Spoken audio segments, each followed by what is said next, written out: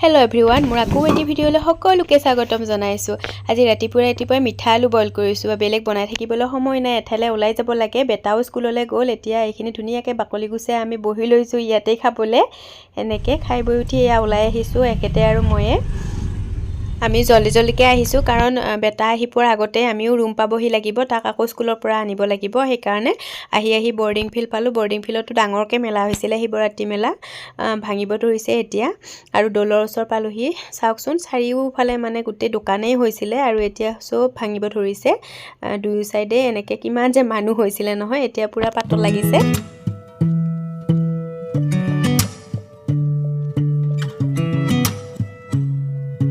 আৰু ৰুম আহি পালোহি, বেটাকো একেতে লৈ আহিলে।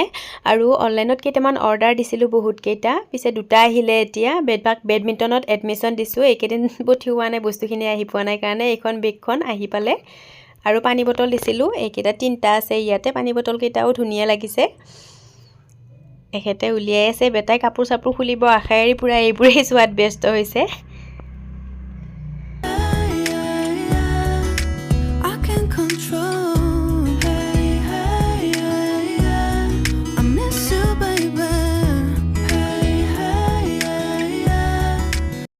আৰু এইফালে মোৰ ভাতো হৈ গ'ল, দুপৰীয়াৰ ভাত। আজি ভাতৰ লগত আছিলে ভেদাইলতা পুদিনাৰ বৰ, সৰু আলু ভাজি, কবি, আলু, ৰঙালাও এনেকৈ চব্জি এখন বনাইছিলোঁ। আৰু মেচান্দৰী কণ বিলাহীৰ পিটিকা অকণমান আছিলে।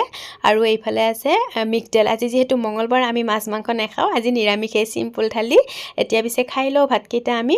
আজিলৈ আহিছোঁ দে। ভিডিঅ'টি যদি ভাল পালে লাইক আৰু ছাবস্ক্ৰাইব কৰি দিব।